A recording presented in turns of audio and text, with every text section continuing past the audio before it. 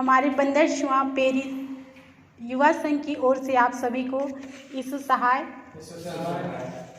तो आइए, आज हम सभी जानते हैं कि आज हम युवा दिवस मना रहे हैं। तो इस युवा दिवस के उपलक्ष्य में हम गिरजा आराधना शुरू करेंगे। और शुरू करने से पहले मैं यह बता देना चाहती हूँ कि आज का जो आराधना होगा वो कुड़ुख और हिंदी दोनों से होगा। तो आइए हम लोग गिरजा आराधना शुरू करेंगे और गीत गाएंगे कुड़ुख डंडी नंबर से, कुड़ुख डंडी नंबर 186, कुड़ुख डंडी नंबर 186।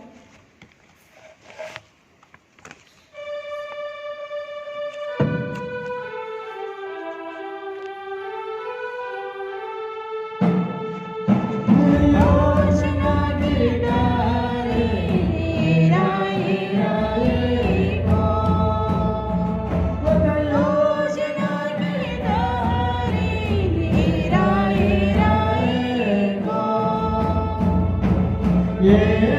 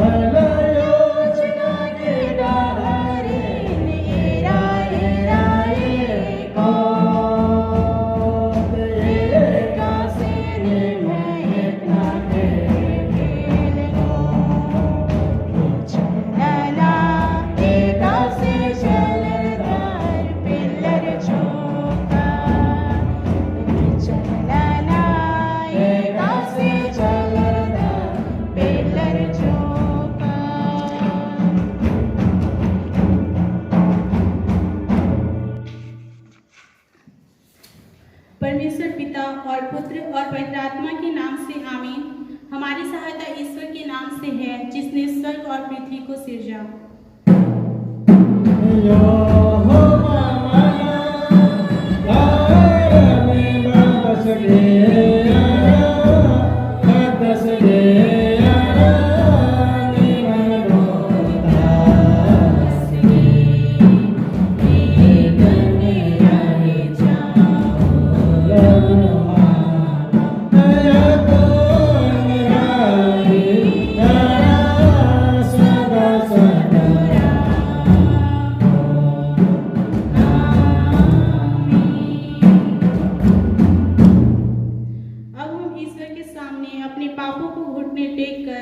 एक साथ मान लेवे। हे सर्वशक्तिमान ईश्वर दयालु पिता, हम दीनताई से अपने सब पाप और अपराधों को तेरे सम्मुख मान लेते हैं। तू अपने प्रिय पुत्र हमारे प्रभु यीशु मसीह के कारण हम पर दया दृष्टि कर और हमारे सब पापों को क्षमा कर। आमीन।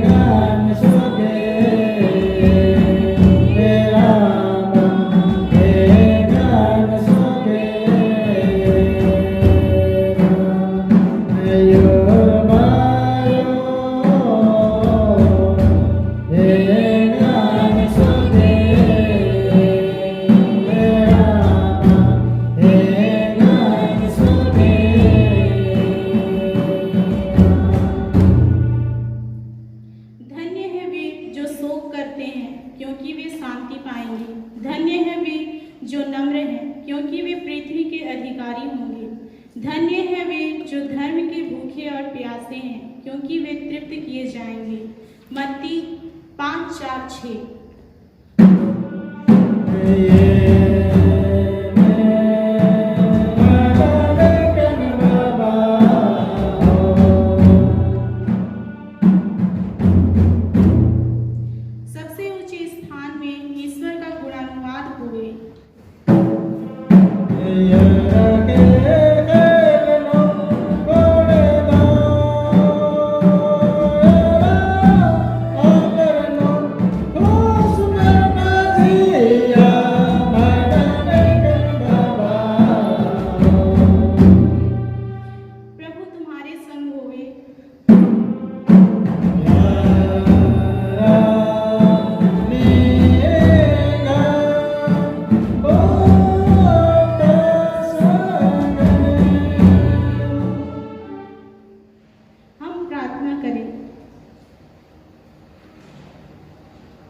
हे प्रभु परमेश्वर सर्ववासी पिता, हम पापी लोग मान लेते हैं कि हम में कुछ भी भलाई नहीं है और हम अपने पाप के कारण अनंत मृत्यु के योग्य हुए हैं, क्योंकि जो शरीर से उत्पन्न हुए हैं सो शरीर है और तेरे राज्य को देख नहीं सकते हैं।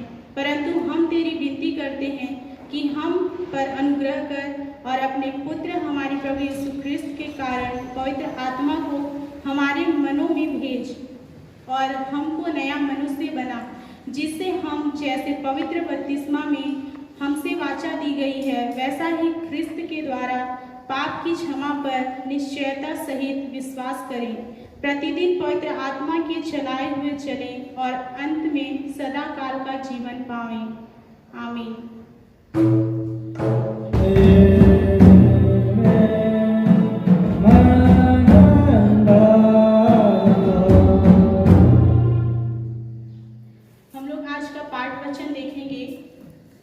पहला पाठ वचन मरकुस अध्याय 10 17 से 22।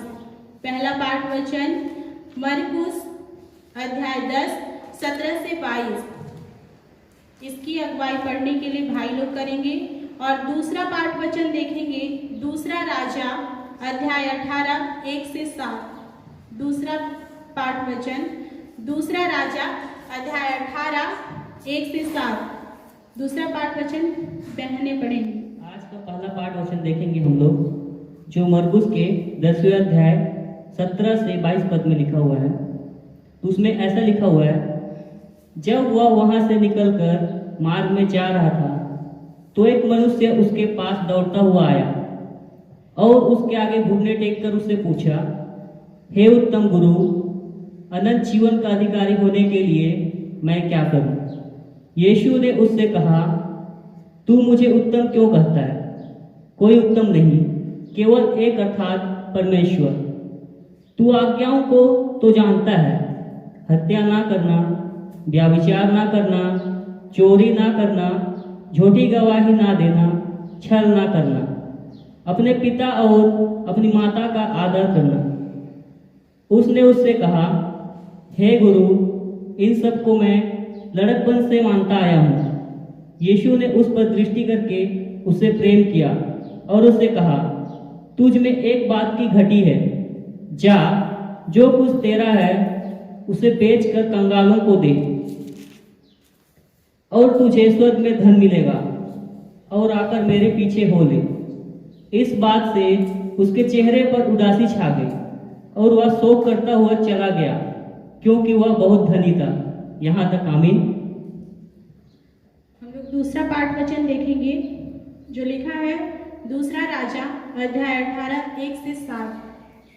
दूसरा पाठ वचन दूसरा राजा अध्याय 18 1 से 7। इसमें ऐसा लिखा हुआ है, एला के पुत्र इस्राएल के राजा होशे के तीसरे वर्ष में यहूदा के राजा आहाज का पुत्र हिजकिय्याह राजा हुआ।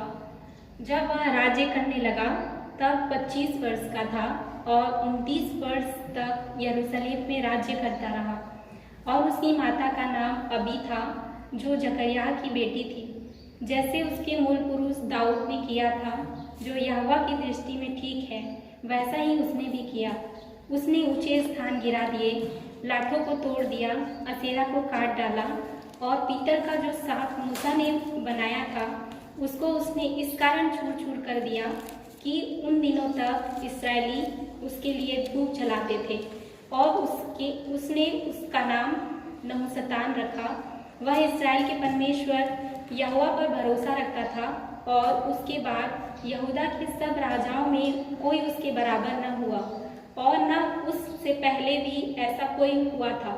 और वह यहोवा से लिपटा रहा और उसके पीछे चलना न छोड़ा, और जो आज्ञाएं यहोवा ने मूसा को दी थी उनका वह पालन करता रहा। इसलिए यहोवा उसके संग रहा और जहाँ कहीं वह जाता था वहाँ उसका काम सफल होता रहा। और उसने अश्शूर के राजा से बलवा करके उसकी अधीनता न छोड़ी। यहाँ तक आमीन। वचन पढ़ने वाले भाई बहन को धन्यवाद। तेरा धन्यवाद होवे हे ख्रिस्त यीशु। हल्लेलुया।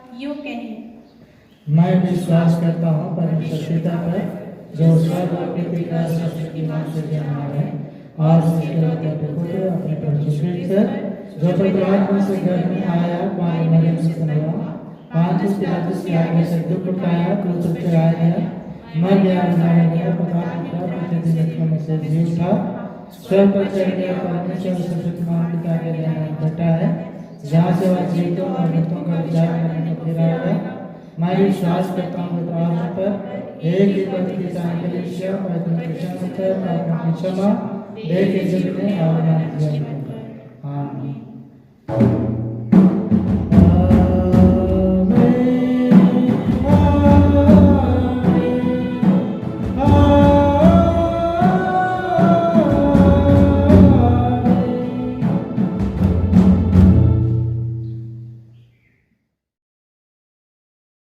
आज के लिए युवा दिवस के रूप में हम आज का दिन यह मनाते हैं। और आइए हम सब उपदेश वचन में जाने से पहले प्रभु की ओर मन लगाएं।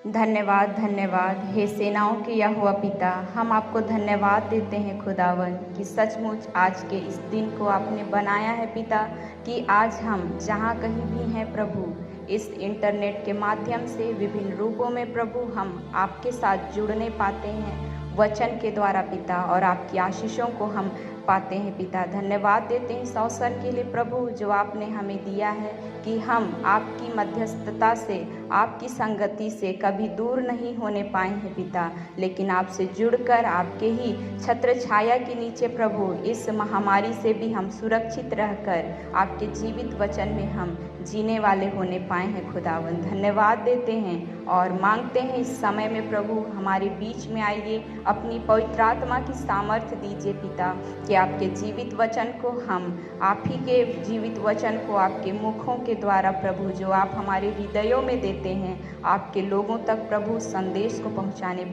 पाए पिता, और आपकी हर एक अनुग्रह को एक एक व्यक्ति ग्रहण करने पाएंगे। यह प्रार्थना आपके मीठे नाम पे मांगते हैं, सुनिए और स्वर्गराज में ग्रहण कर लीजिए, आमीन।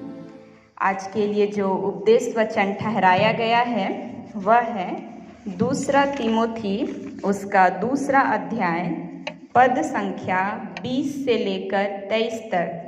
2 तीमोथी 2 अध्याय पद 20 से लेकर 23 तक, उसमें प्रभु का वचन इस प्रकार कहता है, बड़े घर में ना केवल सोने चांदी ही के पर काठ और मिट्टी के बर्तन भी होते हैं, कोई कोई आदर और कोई कोई अनादर के लिए।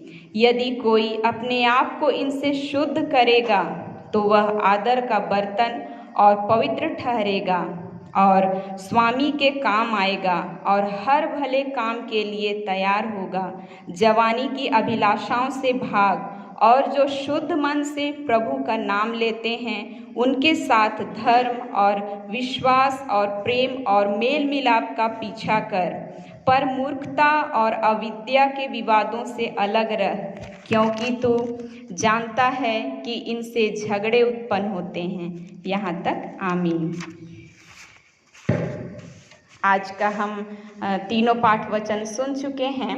परमेश्वर तीनों वचनों में आज विशेष रूप से युवाओं को संदेश देना चाहते हैं। आज युवा दिवस है तो विशेष रूप से युवाओं पर केंद्रित यह संदेश देना चाहूँगी कि सबसे पहले उपदेश वचन में तिमुथी की किताब में हम देखने पाते हैं कि किसी भी घर में विभिन्न तरह के बर्तन हैं, कोई सोने का है, कोई चांदी का है, कोई मिट्टी का है, और घर में उसको विभिन्न उपयोगिता के रूप में उसका उपयोग किया जाता है। और हम यहाँ देखने पा रहे हैं कि इसका जो मालिक है इन सोने चांदी और मिट्टी के बर्तनों का, वह अपने हिसाब से उसका उपयोग कर रहा है। बहुत सारे बर्तनों को वह ठीक नहीं है, उसमें हम काम नहीं कर सकते हैं, उसे ऐसा बोल के किनारे पर छोड़ दे रहा है, और जो उसकी उपयोगिता का है वह उसके काम आ सकता है, ऐसे बर्तनों को वह काम में ला रहा है।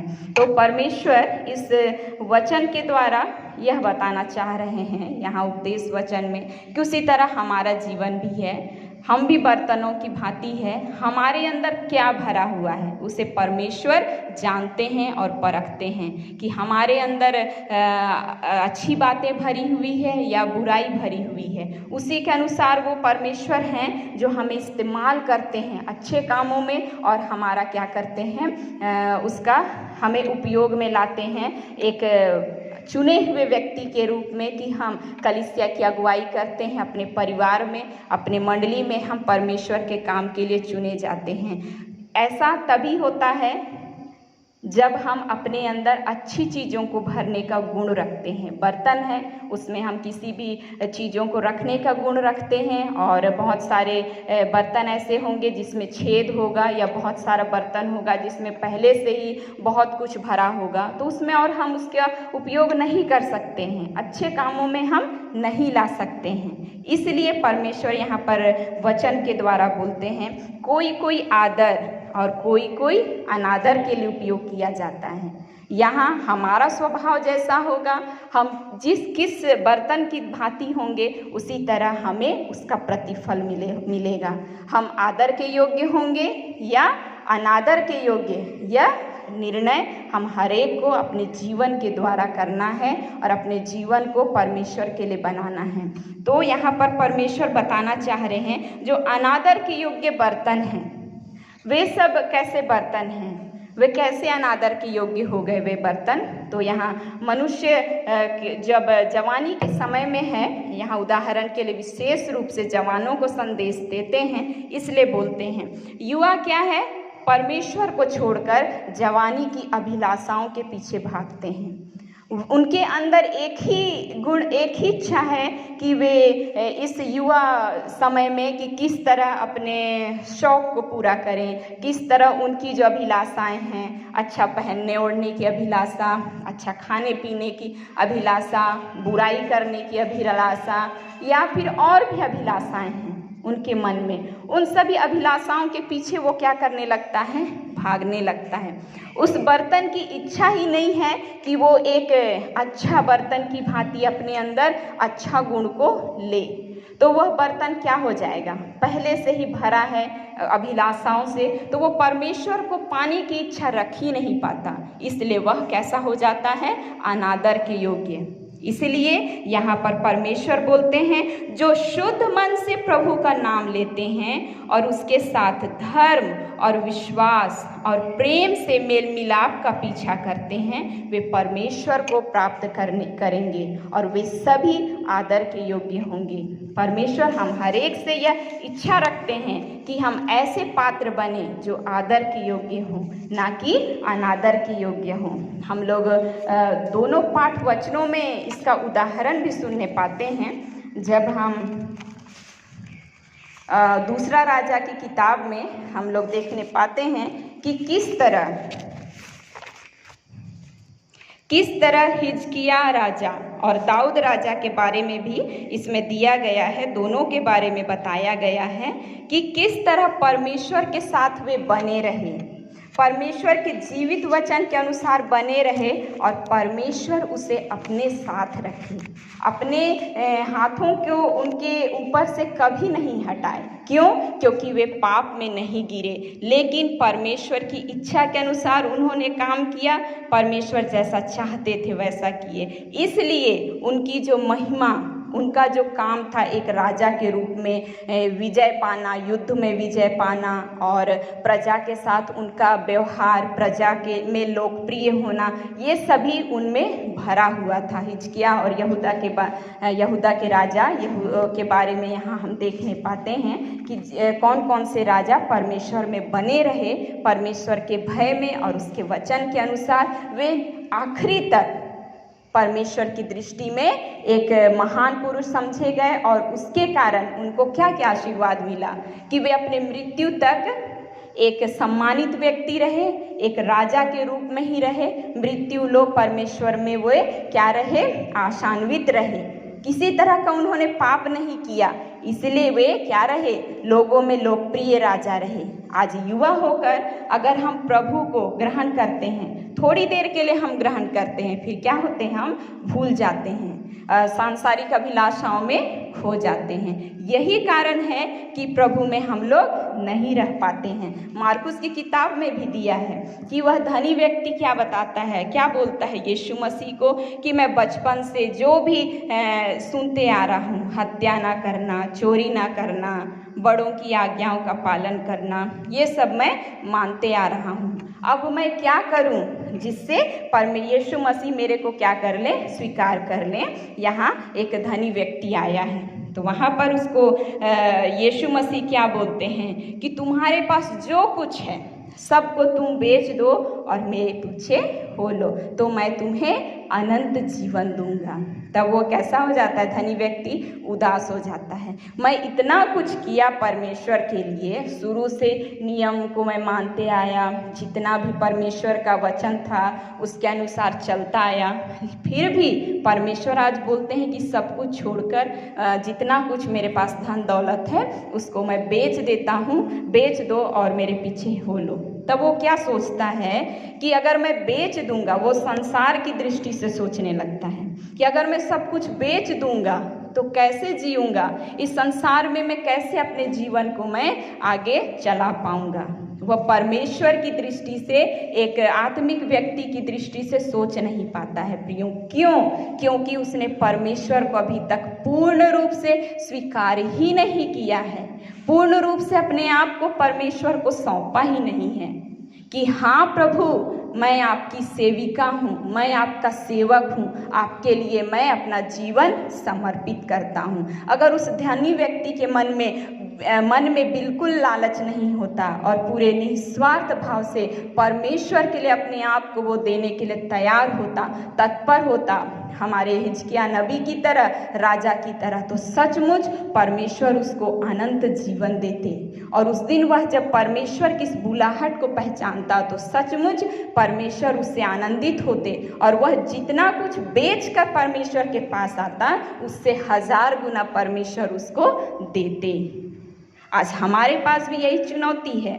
हम आज एक सांसारिक जीवन में जी रहे हैं युवा होकर, और एक माता पिता भाई बहन होकर हम चाहते हैं परमेश्वर के लिए काम करना, परमेश्वर से रह के अपना जीवन को व्यतीत करना चाहते हैं, लेकिन कहीं ना कहीं हम संपूर्ण मन से परमेश्वर के पास नहीं आ पाते और यही हम क्या हो जाते हैं, कमज़ोर हो जाते हैं और हम अनंत जीवन से दूर हो जाते हैं। लेकिन आज हमारे विश्वास को और ज़्यादा मजबूत करना है। अगर चाहते हैं यीशु मसीह, हमारे लिए निर्णय लिए हैं यीशु मसीह कि हाँ तुम सब कुछ छोड़ के मेरे पीछे आ जाओ, तो वो सचमुच परमेश्वर वो आप जो आपके पास है उससे 1000 गुना वो आपको देंगे, इसलिए वो आपको वहाँ बुलाना चाहते हैं। लेकिन हम अपने जो मानव स्वभाव है उस दृष्टि से देखते हैं और हम लोग सोचते हैं अगर मैं ऐसा करूँगा तो मेरे पास कुछ नहीं बचेगा और मैं कैसे अपने जीवन को इस संसार में जी पाऊँगा, और हम सचमुच वहीं कमज़ोर पड़ जाते हैं। आज हमारे बीच जो कमज़ोरी है यही केवल नहीं है कि धन को हम छोड़कर परमेश्वर के पीछे हो लें, और भी बहुत सारी चीज़ें हैं। जैसे हम गिरजा आना चाहते हैं, लेकिन कहीं ना कहीं हम शैतान की जो चाल है कि मत जाओ आज गिरजा, इस कमजोरी को छोड़ नहीं पाते और हम गिरजा नहीं आ पाते। हम चाहते हैं कि हम बाइबल पढ़ें रोज़ सुबह शाम, लेकिन हमारी कमजोरी हमारे सामने हमसे ज़्यादा बलवान हो जाती है और कहती है कि आज बाइबल मत पढ़ो।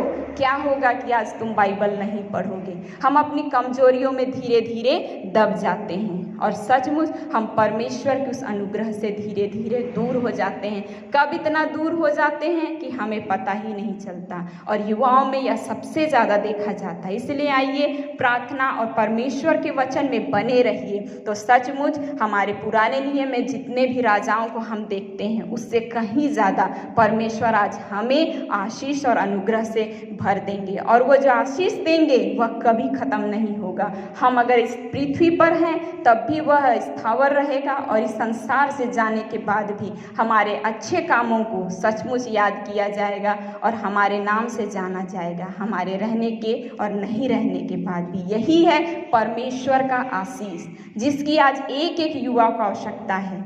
आइए अपने मन को उस धनी व्यक्ति की तरह नहीं, लेकिन अपने विश्वासी मन की भांति आएं और परमेश्वर के सामने अपना हृदय खोलें। सचमुच आज परमेश्वर आपको अनंत जीवन देना चाहते हैं, आपको बहुत कुछ देना चाहते हैं, आपके सोच से, आपके विचार से कहीं ज़्यादा आशीष देना चाहते हैं, जो स्थावर है, जो कभी नष्ट नहीं होगा।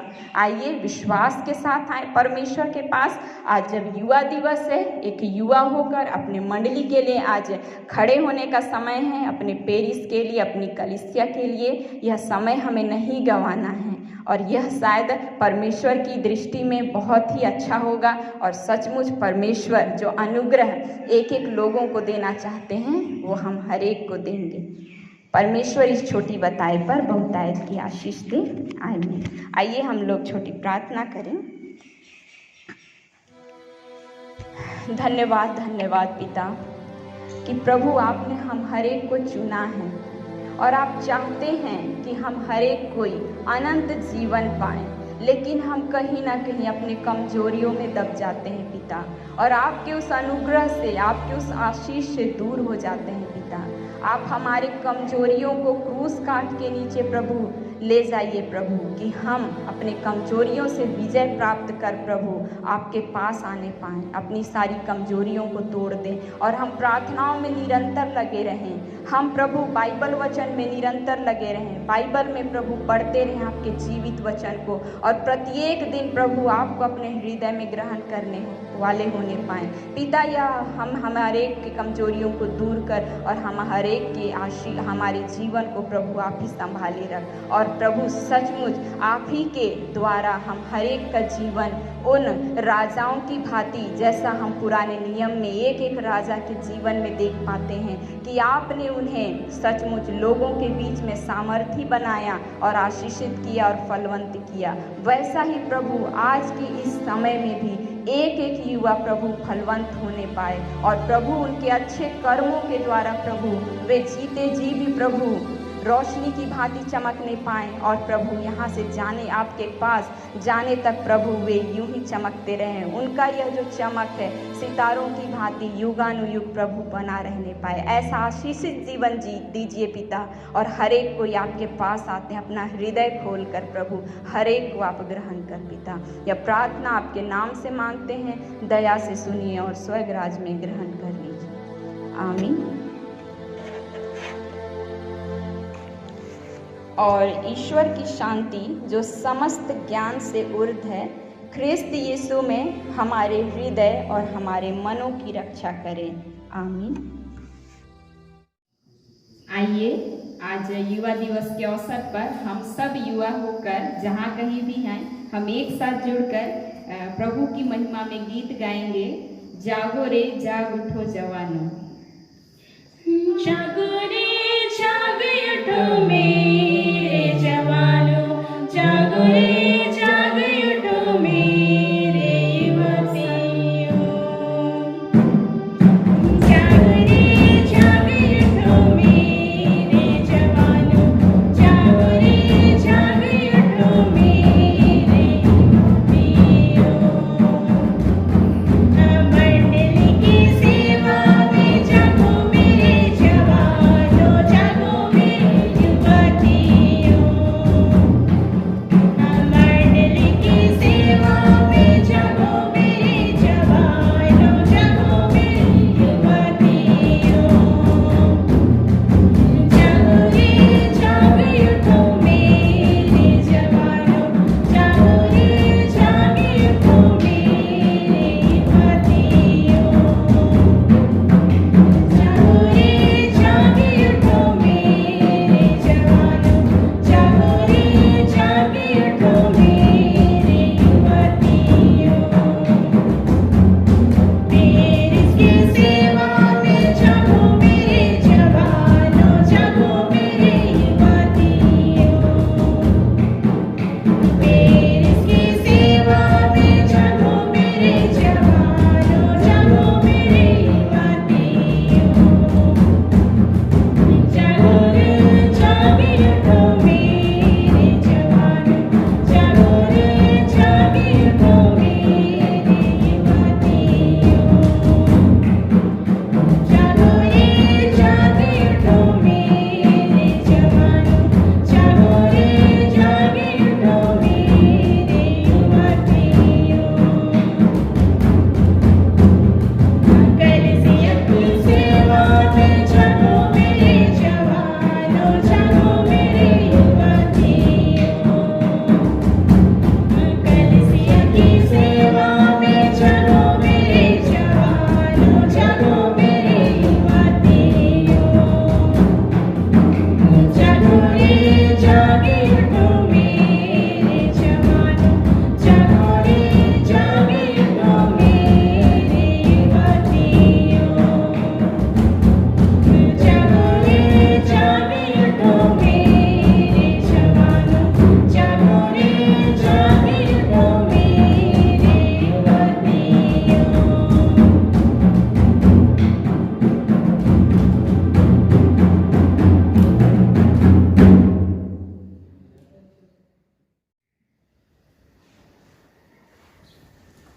हम लोग दूसरा गीत गाएंगे कुड़ुक डंडी से, कुड़ुक डंडी नंबर 248।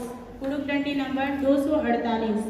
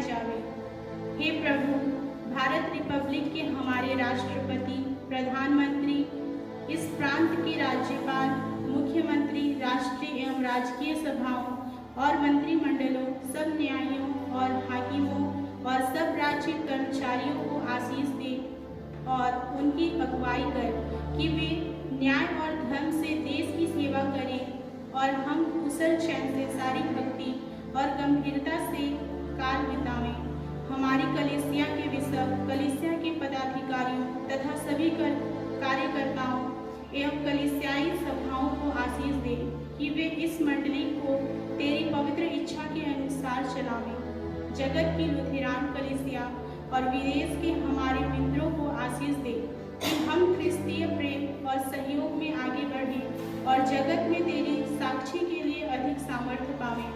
हमारी कलीसिया के सब काम पर आशीष दे, लड़के लड़कियों की शिक्षा पर आशीष दे कि वे तेरे डर और प्रेम में बढ़ते जाएं।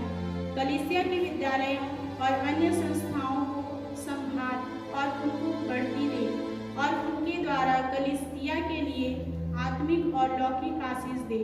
खेती बाड़ी और हरेक काम, उद्यम, नौकरी, व्यवसाय और श्रम को सफल कर, जिससे हर कोई सुविवेक से तेरे आगे चले और अपनी जीविका पावे। अपनी कृपा से उन सबों पर दृष्टि कर जो कंगालपन, रोग और नाना प्रकार की सकेती और दुख में हैं, और उनको शांति दे। कलीसिया के अधीन संचालित मिशनरी सेवा सहभागिता के कामों पर आशीष दे। सभी मिशनरियों को पवित्र आत्मा से अभिषेक कर कि वे निर्भय होकर निष्ठापूर्वक अपने कार्यों को कर सके। सुसमाचार के कार्यों में बाधा एवं विरोधी तत्वों को दूर कर दें, ताकि जहां मंगल सुसमाचार नहीं पहुंचा है वहां पहुंचाया जा सके। हमारी कलीसिया के सब भाई बहनों की रक्षा कर जो दूसरे जगहों एवं दूसरे देशों में चले गए हैं, कि वे सब जोखिम और परीक्षाओं में विश्वासी ठहरे। हम उनके लिए भी तेरी विनती करते हैं जो मंडली से निकाले गए व उलट हुए हैं। उन पर दया कर कि वे सच्चे पश्चाताप से तेरी ओर फिरें। जब मनुष्यों का त्राण घर और उन पर जो अधिकारियों में बैठे हैं मुक्ति का उजाला प्रकाश कर, हमको अपश्चातापी मृत्यु से बचा और अंत को अपने प्रिय पुत्र हमारे प्रभु यीशु क्रिस्त के द्वारा स्वर्ग राज में ग्रहण कर। ये हमारे पिता जो स्वर्ग में है, तेरा नाम किया जावे, तेरा राज्य आवे, तेरी जैसे स्वर्ग में सृष्टि की हुई है। हमारे प्रतिनिधियों की आज के लिए हमारे पापों को क्षमा कर, जैसे हम अपने पापों को क्षमा करते हैं, और हमको क्षमा कर, प्रार्थना कर से बचा क्योंकि राज शाखा का नाम है। आमीन। ये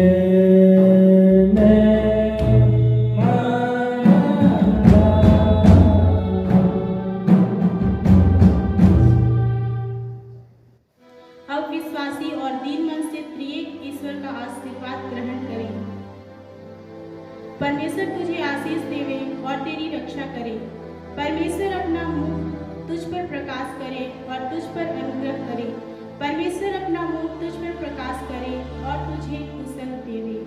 आमीन।